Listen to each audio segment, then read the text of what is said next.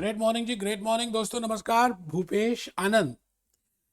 Friends, today we are going to start with a new chapter which is named as chapter number 20th, and and the name of that chapter is business valuation and market efficiency. बेटे last chapter मैं start कर रहा हूं F9 ACCA financial management,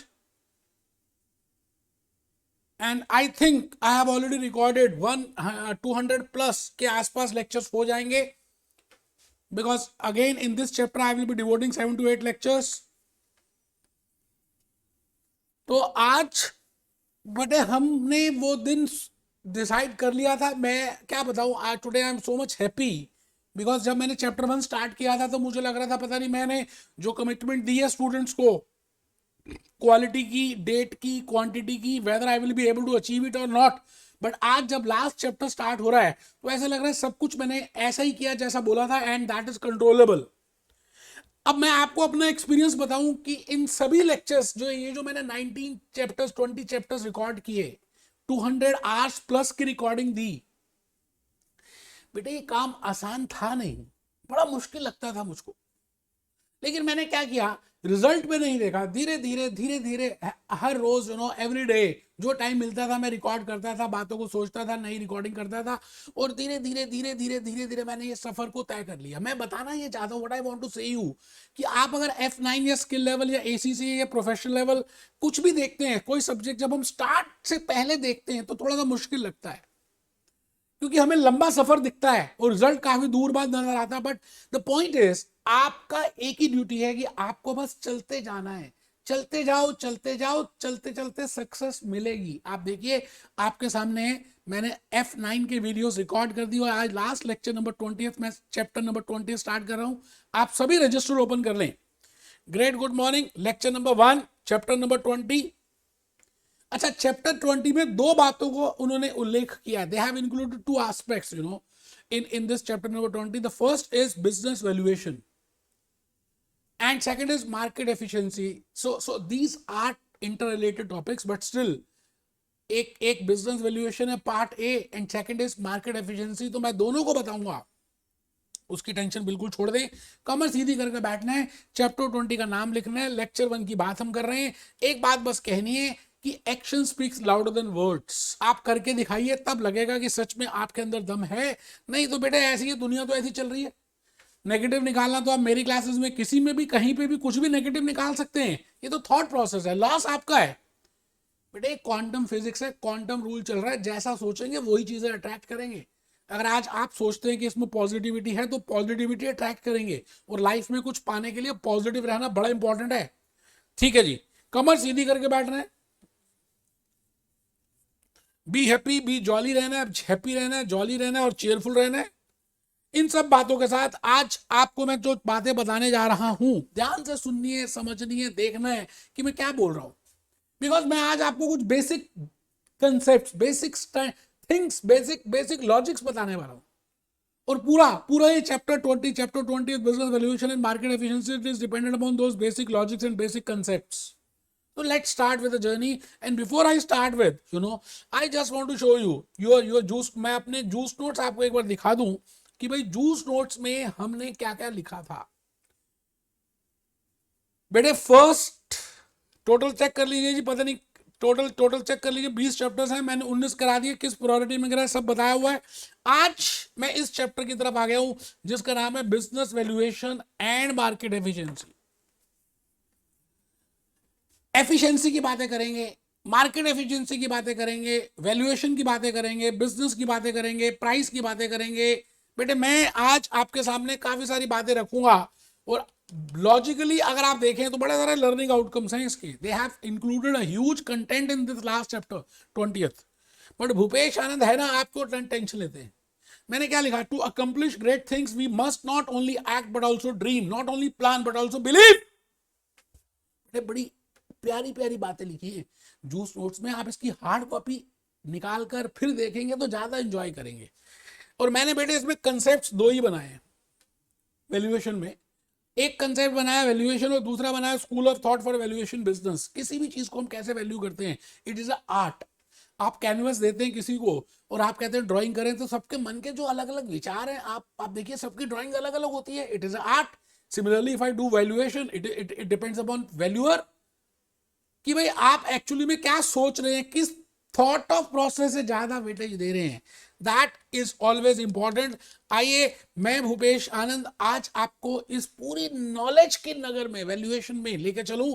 and I must show you, you know, chapter number 20th ACCA Kaplan business valuation and market efficiency, and these are the learning outcomes.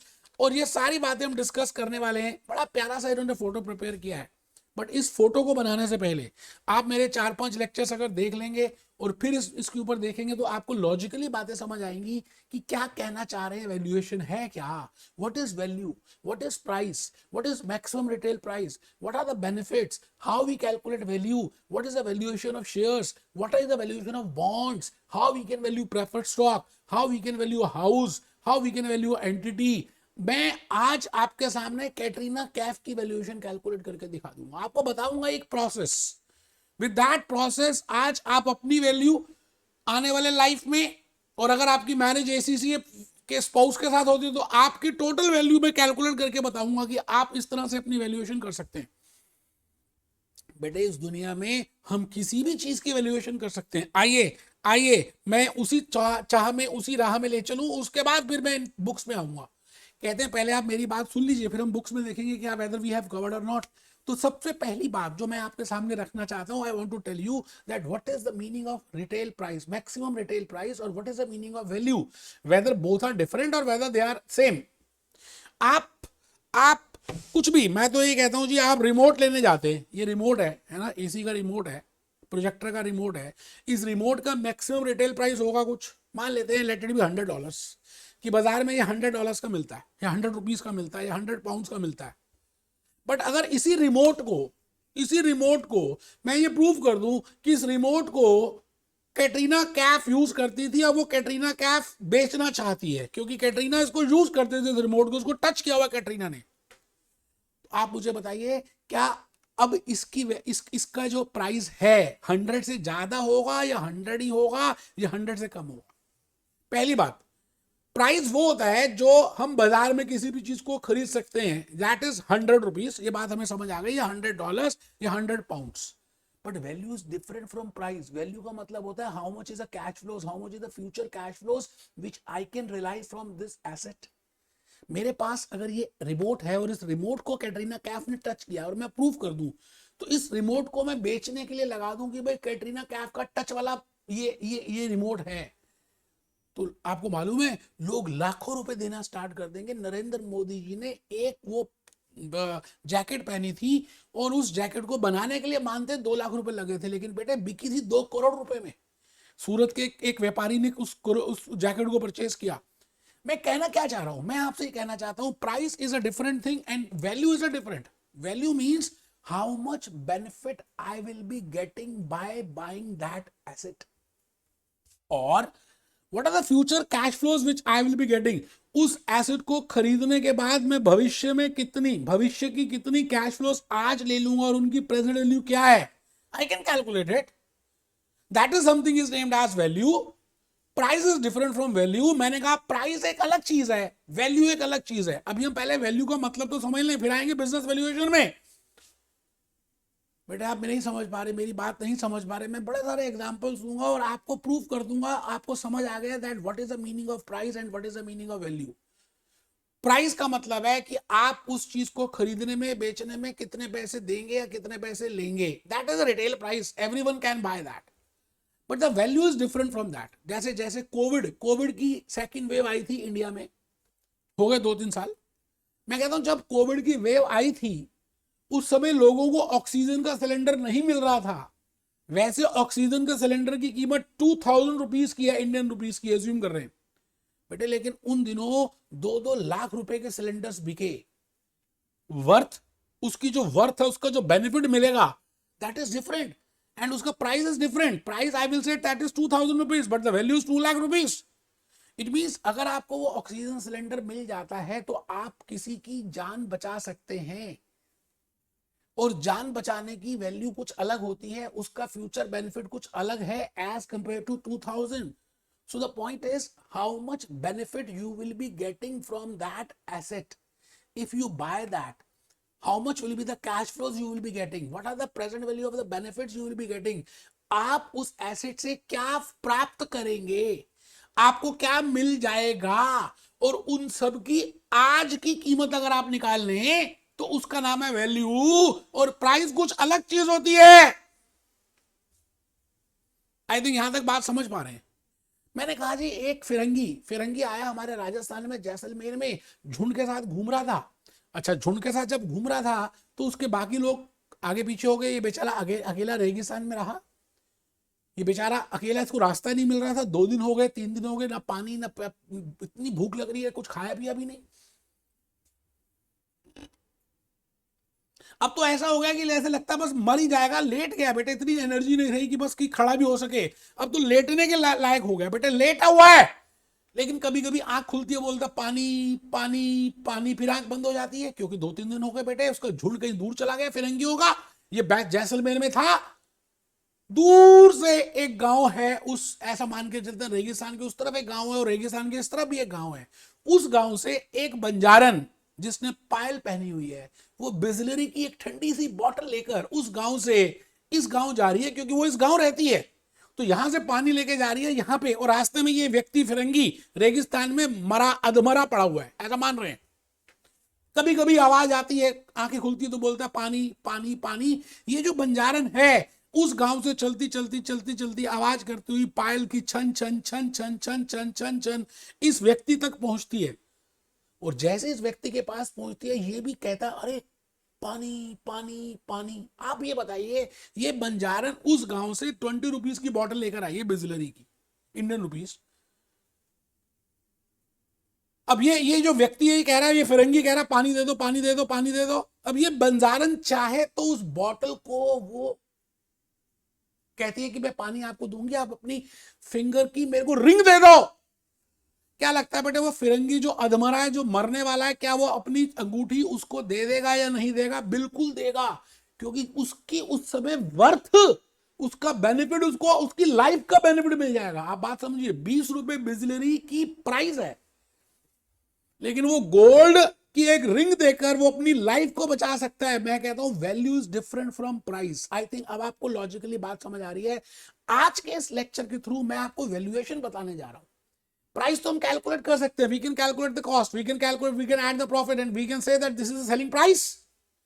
But selling price is different from value. Value is the benefit which I will be getting from that.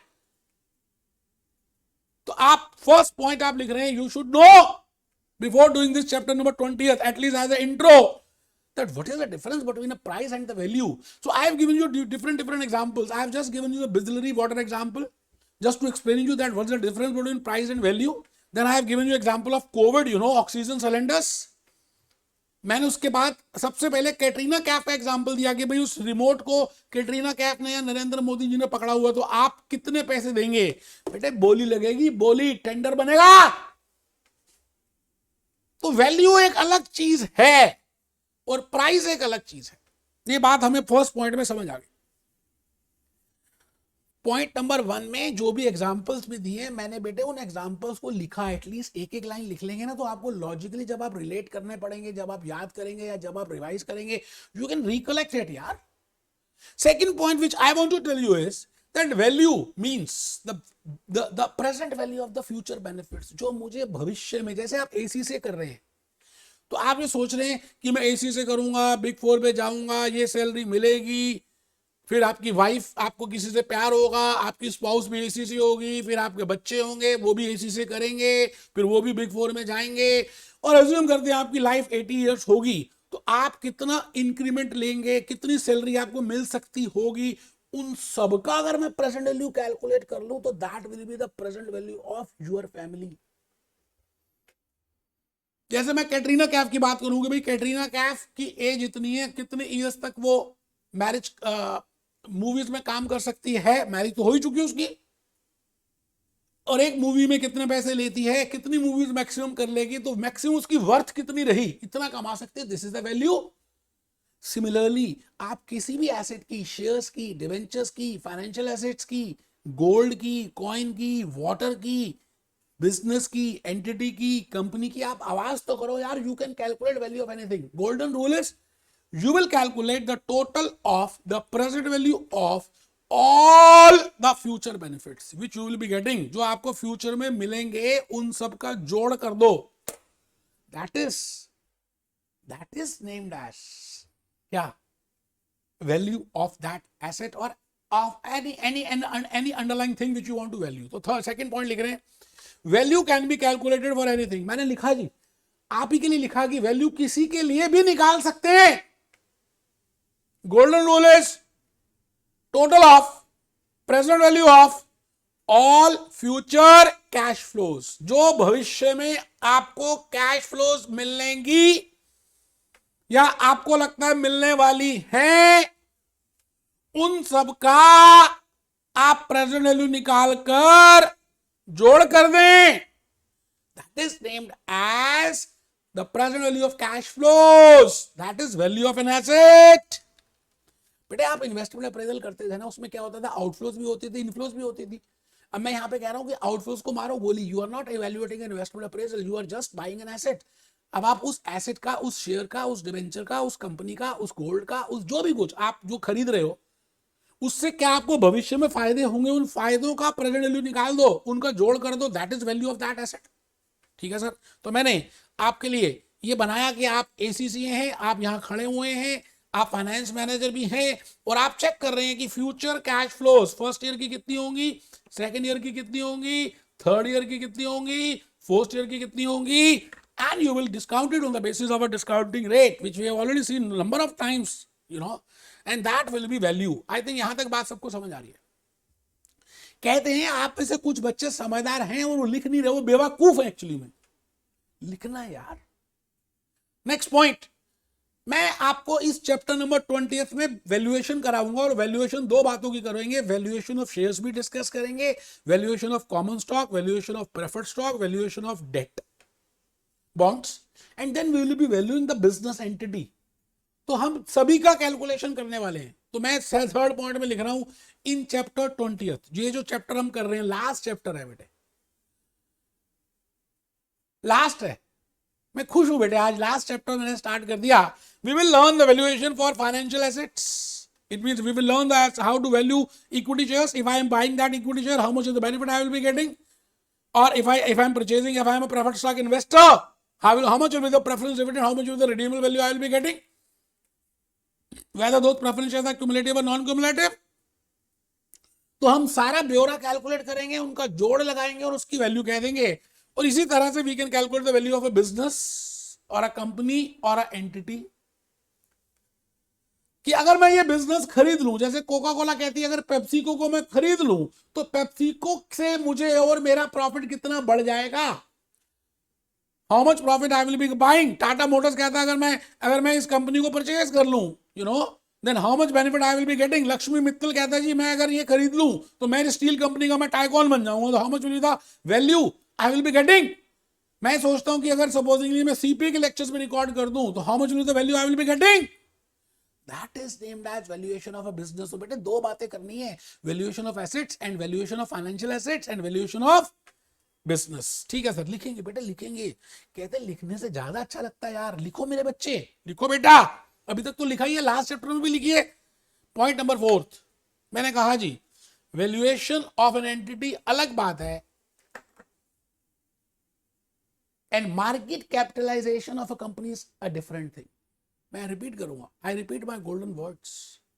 बेटे market capitalization का मतलब होता है कि आपके पास कितने number of shares हैं, मतलब आपकी कैपिटल की मार्केट वैल्यू कितनी है, उसको बोलते हैं मार्केट कैपिटलाइजेशन. आपकी कैपिटल में कौन सी, डेट नहीं, प्रेफर्ड स्टॉक नहीं, equity share capital. Equity shares आपने कितने इशू किए हुए हैं और न्यूयॉर्क स्टॉक एक्सचेंज में, लंदन स्टॉक एक्सचेंज में, इंडियन स्टॉक एक्सचेंज में एक शेयर कितने का बिक रहा है, how much is the market price in the market. So if I multiply the number of shares with the market price per share which is there in the stock exchange, the net figure which I will be getting is market capitalization. उसका नाम है जी market capitalisation. नाम खुद कह रहा है market capitalisation, it means capital की market value क्या है, कैपिटल की मार्केट वैल्यू क्या है जो आपने इशू की थी नॉमिनल वैल्यू पे, फेस वैल्यू पे, हिस्टोरिकल वैल्यू पे. If I multiply with market price per share which is there in stock exchange, how much will be the market capitalisation. बेटे उसको बोलते हैं market capitalisation. It can be और it can not be equal to value of a company. Generally it is not equal. तो मैं भूपेश आनंद आज आपके सामने यही बात डिस्कस करने वाला हूं कि वैल्यू ऑफ अ कंपनी अलग एस्पेक्ट है यार, वैल्यू ऑफ अ बिजनेस एक अलग चीज है. It is a art. Mona Lisa की एक एक एक पेंटिंग लाखों करोड़ों डॉलर्स में बिकती है, क्योंकि हर देखने वाला, क्योंकि कहते हैं जोहरी को जो उस हीरे की पहचान होती है कि वो हीरा कितने का है. Common people don't know that हीरा की वैल्यू क्या, सॉलिटर की वैल्यू क्या. जो क्वीन एलिजाबेथ जो मर गई, हमारे देश का कोहिनूर पहना था, बेटे उस कोहिनूर की वैल्यू खाली जोहरी को पता होती है कि बेटे कोहिनूर कितने का है. नॉर्मल लोगों, रिक्शा वालों के लिए तो कोहिनूर क्या, नॉर्मल कांच का टुकड़ा है. तो value depends from person to person, it depends from company to company, it depends for different purpose, for which purpose you are calculating that value, that also if will affect your valuation. So valuation is not a science. पहली बात तो ये कहना चाहता हूं, आपके MCQs में बार बार question आएगा क्या वैल्यूएशन साइंस है. मैं कहूंगा नहीं नहीं नहीं, valuation is art. I think आप बात समझ रहे हैं.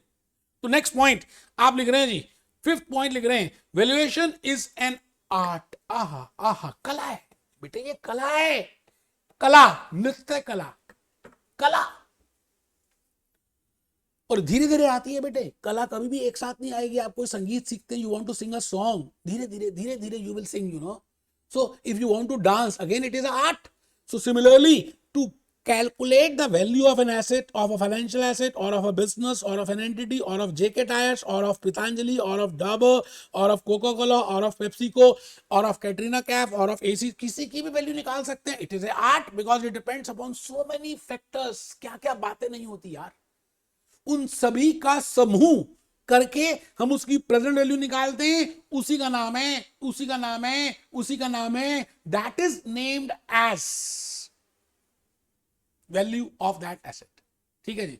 तो valuation is a art because real worth of a company depends upon, क्योंकि एक वर्थ एक कंपनी की अलग अलग हो सकती है यार, अलग अलग व्यक्ति के लिए, अलग अलग पर्सन के लिए, अलग अलग पर्पस के लिए, अलग अलग एंटिटी के लिए, अलग अलग टाइम पीरियड में अलग हो सकती है. वही ऑक्सीजन का सिलेंडर किसी के लिए 2 लाख का भी हो सकता है, कोई 20,000 रुपए देने को तैयार होगा, कोई 1,000 देने को तैयार होगा. Depends from person to person, it depends upon circumstance to circumstance, कि कोविड में उसकी हालत कैसी है उसकी. It depends upon so many factors, you know. तो मैंने यहां पे लिखा कि it is an art because there are different methods of valuation, there are different view points, and it depends upon the negotiation also. तो मैं आज आपके सामने एक बात कह चुका हूं, valuation is not a science. मैंने लिख भी दिया 6 पॉइंट में, वैल्यूएशन एक कला है. आज मैं उस कला के मेथड्स बताऊंगा आपको, ब्रश दूंगा, कैनवस दूंगा, रंग दूंगा, आप रंग भरो. और बेटे 2 बच्चों को जब हम देते हैं ना कैनवस, तो अलग अलग वो रंग भरते हैं, क्योंकि उनके थॉट्स अलग अलग है, उनके विचार अलग अलग है, उनकी बातें अलग अलग है ना. आप कभी आर्ट एग्जीबिशन में कभी गए हो या आर्ट कंपटीशन में आपने पार्टिसिपेट किया हो, तो every person you know is drawing a different drawing because it is a art. Similarly, valuation is an art. So my point is, my dear friends, आज के इस लेक्चर के थ्रू मैं आज आपको हिलाना चाहता हूं कि एक वैल्यूएशन भी एस्पेक्ट है. After becoming ACC you can also specialize in valuation. very good field, you know. तो आज एक इंट्रो दे रहा हूं कि आपको वैल्यूएशन में भी आप एंटर कर सकते हैं. You can enter as a tax specialist, you can enter as a account specialist, you can enter as a corporate finance guy. तो there are so many avenues if you are going for ACCA. तो मैं आज आपके सामने ये कहना चाहता हूं कि I can calculate the value of an entity by different approaches. There are different methods. मैं एक एसेट, एक कंपनी की अपोलो टायर्स की वैल्यू कैलकुलेट करना चाहूं तो उसके अलग अलग मेथड्स हैं. मैं ये चेक करूंगा कि उस अपोलो टायर के पास कितने एसेट्स हैं और कितनी लायबिलिटीज हैं, कितनी उसकी लेनदारी है और कितनी उसकी देनदारी है.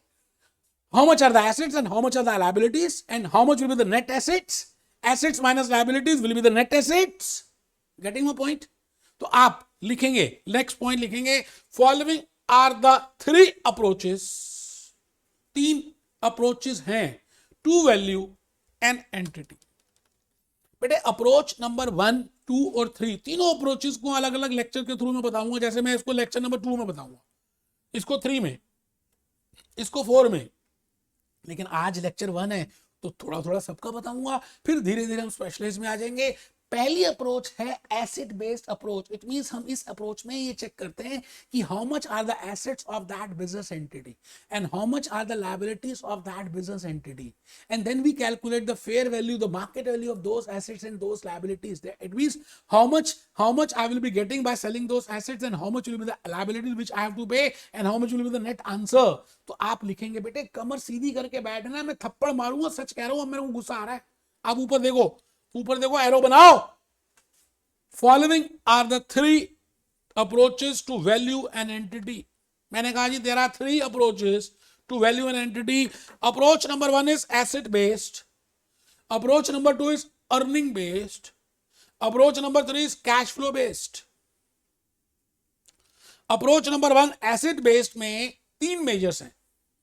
एसेट्स की वैल्यू, बुक वैल्यू भी ले सकते हैं, और I can say fair value, और I can say net realisable value, कि अगर मैं बाजार में बेचूं, बेचने के बाद उसको, उसका जो खर्चा किया मैंने उसको बेचने के लिए, उसको लेस करने के बाद मेरे पास नेट कितने पैसे बचेंगे, उसको बोलते हैं net realisable. It means I can calculate the value either as per book value, that is the value which is historical, which is being appearing in my balance sheet, in my statement of financial position, and because of IFRS, now we have to value it as fair value. So I will say the fair value of those assets and those liabilities which I have to receive and that which I have to pay, that is named as book value. And the second approach on the basis of which I can calculate, that is net realizable value. We will be doing in lecture number 3.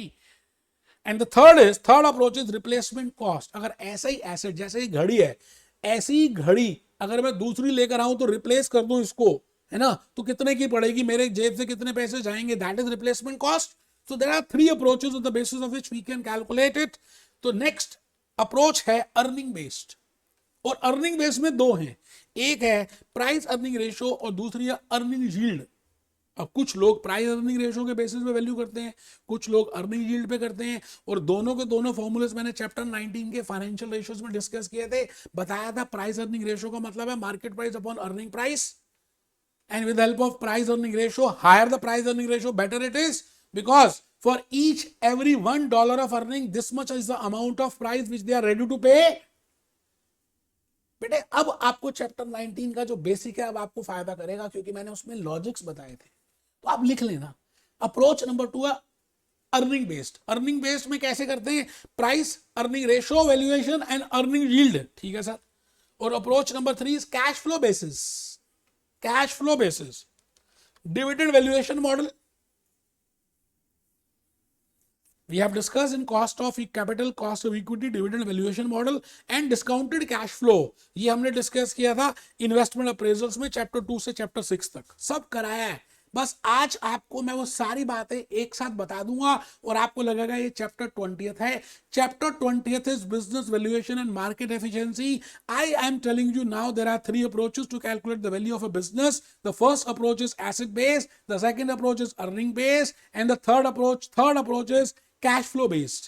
With an asset base, I can calculate the value of an asset as per book value or the fair value or net realizable value or the replacement cost value. Within earning base, either I can calculate earning on the basis of PI/PE ratio or on the basis of earning yield. Earning yield क्या होती है, earnings upon equity into 100. भाई हमने earning equity shareholders के लिए कितनी की, मतलब profits available to equity shareholders कितने हैं, अपॉन इक्विटी कितनी है, that is earning yield, that is return on equity. And the third is cash flow. Either we can go for dividend valuation model or discounted cash flow model. We have already discussed that in the last lectures. हम अभी दोबारा से करेंगे. आप बस इस समय अपनी कमर सीधी करके मेरे सामने ईमानदारी से पॉइंट नंबर 7 को लिख रहे हैं. Following are the 3 approaches to value an entity or a business or a company: asset based, earning based, cash flow based. आइए जी, आइए सर, एक बात मैं आपको बताता हूं, मैं आपको बोलूं कि भाई एक कार है ना, आपको मैं जैसे ये कहता हूं कि this is a car, this is a second hand car, है ना, this is a second hand car, I want to sell it, I am Ramlal and I am talking with Shamlal. He's Shamlal. He wants to buy my car, and I am the seller of the car, and this car is second hand. Now the point is, मैंने खाली इतना बताया कि भैया ये car second hand है, मैं इसको बेचना चाहता हूं, आप मुझे कितने पैसे दोगे? क्या इतने में बात हो जाएगी, या श्यामलाल और भी मेरे से इंफॉर्मेशन मांगने की कोशिश करेगा? बिल्कुल मांगेगा यार। सेकेंड हैंड तो 2 साल के बाद भी होती है, सेकेंड हैंड तो 20 साल के बाद भी होती है, सेकेंड हैंड तो 30 साल के बाद भी होती है। There are so many other factors, there are so many other information which is relevant while valuing that car. Suppose करते हैं कि भाई इस कार का मॉडल क्या है, ठीक है जी, इस कार में कितने किलोमीटर से चल चुकी है, इस कार का इलेक्ट्रिक है या नॉन इलेक्ट्रिक है, इस कार का एक्सीडेंट कितनी बार हो चुका है, इस कार का क्या पोल्यूशन चेकअप है या नहीं, इस कार का क्या क्या it means there are so many different other information which Shyamlal will be requiring before paying for that second hand car. Similarly, you are a ACCA, you are a finance manager guy, you are a corporate finance guy, and you want to value that asset or you want to value that business. आप जेके tyre को value करना चाहते हैं, आप Apollo tyre की value निकालना चाहते हैं, खाली एसेट से, खाली अर्निंग से, खाली कैश फ्लो से नहीं, ऐसी बड़ी सारी नॉन मॉनेटरी बातें हैं बेटे जो इफेक्ट करेंगे. आपको क्या लगता है आप एसीसी जो कर रहे हैं क्या खाली हार्ड वर्क से पास हो जाएंगे? हो जाएंगे, लेकिन आप थोड़ा सा कम हार्ड वर्क भी करें और बाकी की चीजें करें, जैसे आप हम्बल हो, आप हेल्पिंग माइंड के हो, आप पॉजिटिव थॉट्स के हो, आप एक्शंस में ज्यादा बिलीव करते हो, आप लॉजिक्स में, कंसेप्ट्स में ज्यादा विश्वास रखते हो, तो you will get more speedy success as compare to other person who is just doing hard work. मैं ये नहीं कह रहा कि खाली हार्ड वर्क से पास नहीं होंगे, मैं ये कह रहा हूं हार्ड वर्क के साथ साथ थोड़ा सा कम भी हो, लेकिन ये चीजें करें तो आप थोड़ा जल्दी पास हो जाएंगे. इसका मतलब और भी बड़ी सारी ऐसी बातें होंगी which a valuer requires before valuing that asset or before valuing that company. Like in this case, Shamla requires so much information while valuing the particular asset or a business. So similarly, last point आप लिख रहे हैं आज के lecture का बेटे, बस conclude कर रहा हूं, इंफॉर्मेशन रिक्वायरमेंट्स फॉर वैल्यूएशन. मैंने कहा ये लिस्ट इतनी लंबी है कि मैंने लिखा ही नहीं. मैंने कहा जी आप बताइए कि अगर आप किसी कंपनी की वैल्यूएशन करते हैं तो सबसे पहले आप क्या पूछेंगे? एक स्टूडेंट है ना, उस स्टूडेंट को हमने चेक करना है कि ये 12th क्लास में कितने मार्क्स लेकर आएगा. तो आप बताइए उस स्टूडेंट के लिए आपके पास क्या क्या क्वेश्चंस होंगे, क्या क्या पूछना चाहेंगे उस स्टूडेंट के बारे में, सो दैट यू कैन एस्टिमेट कि इसके फ्यूचर में कितने नंबर आ सकते हैं बोर्ड एग्जामिनेशन में. आप पूछेंगे कि वो स्टूडेंट का लास्ट 5 इयर्स का, 6 इयर्स का, 3 इयर्स का हमें एक एनुअल रिपोर्ट कार्ड दो. आप उसकी क्लास टीचर से बात करेंगे, सब्जेक्ट टीचर से बात करेंगे, उस स्टूडेंट से बात करेंगे, उस स्टूडेंट के पेरेंट्स से बात करेंगे. It means you want to gather so much information for that student so that you can value that, you no.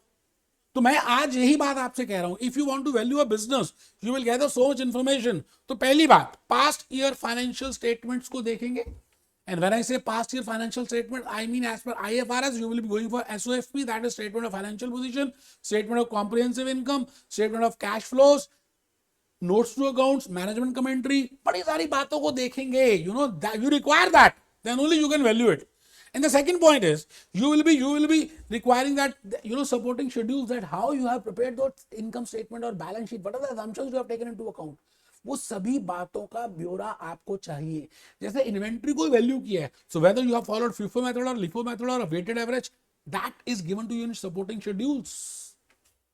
As we have seen in the Coca Cola, इतनी सारी बैलेंस शीट जो मैंने दिखाई उनके schedules भी थे. कहने का मतलब है जी आपको बड़ी सारी और भी इंफॉर्मेशन चाहिए, जैसे मैनेजमेंट कमेंट्री, जैसे नोट्स टू अकाउंट्स, जैसे लीज एग्रीमेंट्स, जैसे it means you require that much of information, then only you can, you know, judge and you can calculate the value of that business entity. ये बात I think आप सबको समझ आ रही है जो मैं कहना चाहता हूं. तो बेटे मैंने बिगुल बजा दिया किसका, चैप्टर 20 के लेक्चर 1 का. इसमें 2 बातें डिस्कस करने वाले हैं, business valuation and market efficiency. अभी मैंने कुछ भी नहीं बताया, धीरे धीरे धीरे धीरे धीरे धीरे प्यार को बढ़ाएंगे, हद से गुजर जाएंगे यार।